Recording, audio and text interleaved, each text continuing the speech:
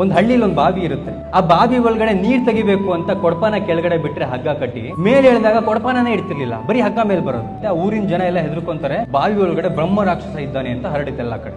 ಆ ಊರಲ್ಲಿ ಒಬ್ಬ ಎಜುಕೇಟೆಡ್ ವ್ಯಕ್ತಿ ಇರ್ತಾನೆ, ನಿಮ್ ತರ ಊರಿನ ಜನಗಳ ಹತ್ರ ಬಂದು ಅವ್ನು ಹೇಳ್ತಾನೆ, ನಾನು ಹೋಗಿ ನೋಡ್ತೀನಿ ಕೆಳಗಡೆ ಏನಿದೆ ಅಂತ, ನನ್ನನ್ನ ಹಗ್ಗ ಕಟ್ಟಿ ನೀವು ಕೆಳಗಿಳಿಸಿ. ಬಟ್ ಒಂದು ಷರತ್ತು, ಹಗ್ಗ ಇಟ್ಕೊಳ್ಳೋರಲ್ಲಿ ನನ್ನ ಅಣ್ಣ ಮತ್ತೆ ನನ್ನ ತಮ್ಮ ಇಬ್ಬರಿದ್ದಾರೆ, ಅವರಿಬ್ರು ಕೂಡ ಹಗ್ಗ ಇಟ್ಕೊಳ್ಳೋರ ಪೈಕಿ ಅವರಿಬ್ರು ಮುಖ್ಯವಾಗಿರ್ಬೇಕು. ಸೊ ಊರವರೆಲ್ಲ ಒಂದು 10 ಜನ ಸೇರ್ಕೊಂಡು ಅವನ್ನ ಹಗ್ಗಕ್ಕೆ ನೀಟಾಗಿ ಕಟ್ಟಿ ಬಾವಿ ಒಳಗೆ ಇಳಿಸ್ತಾರಂತೆ 10 ಜನ ನಿಧಾನಕ್ಕೆ. ಅವ್ನು ಕೆಳಗೆ ಹೋಗಿ ನೋಡಿದ್ರೆ ಕೆಳಗಡೆ ಒಂದು ಕೋತಿ ಕಪಿ ಚೇಷ್ಟೆ ಮಾಡ್ತಿರುತ್ತೆ. ಹಿಂಗೆ ಇವ್ರು ಕೊಡಪಾನ ಬಿಡೋದಕ್ಕೂ ಅದು ಕೊಡಪಾನ ಬಿಟ್ಬಿಡೋದು, ಕೆಳಗಡೆ ಬರೀ ಹಗ್ಗ ಮೇಲೆ ಬಿಡೋದು, ಕಪಿ ಚೇಷ್ಟೆ ಮಾಡ್ತಿದ್ರು. ಸೊ ಇವನೇನ್ ಮಾಡ್ದ, ಎಜುಕೇಟೆಡ್ ವ್ಯಕ್ತಿ ಗಾಬರಿ ಆಗ್ಲಿಲ್ಲ. ಅವನ ಜೇಬಲ್ಲಿ ಒಂದು 4 ಶೇಂಗಾ ಕಾಳಿತ್ತು, ತೆಗೆದು ಆ ಕೋತಿ ಕೈ ಕೊಟ್ಟ. ಆ ಕೋತಿನ ನಿಧಾನವಾಗಿ ತಮ್ಮ ಭುಜದ ಮೇಲೆ ಹತ್ತಿಸ್ಕೊಂಡ. ಎಳಿರಿ ಎಳಿರಿ ಅಂತ ಕೂಗ್ದ. ಸೊ ಹೊರಗಡೆ ಇರೋರಿಗೆಲ್ಲ ಏನಿತ್ತು, ಮೊದಲೇ ಭಯ, ಬ್ರಹ್ಮ ರಾಕ್ಷಸ ಇದ್ದಾನೆ ಅಂತ ಭಯದಲ್ಲಿ ಎಳಿತಿದ್ರು. ಅವ್ನು ಇನ್ನೇನು ಮೇಲ್ ಬರ್ಬೇಕಾದ್ರೆ ಆ ಕೋತಿ ಮೇಲ್ ಹಾರುತ್ತೆ. ತಕ್ಷಣ ಇವ್ರ ಮನಸ್ಸಲ್ಲಿ ಏನಿತ್ತು, ಭಯ ಇತ್ತು, ಹೆದರ್ಕೊಂಡು ಎಲ್ಲರೂ ಹಗ್ಗ ಬಿಟ್ರು.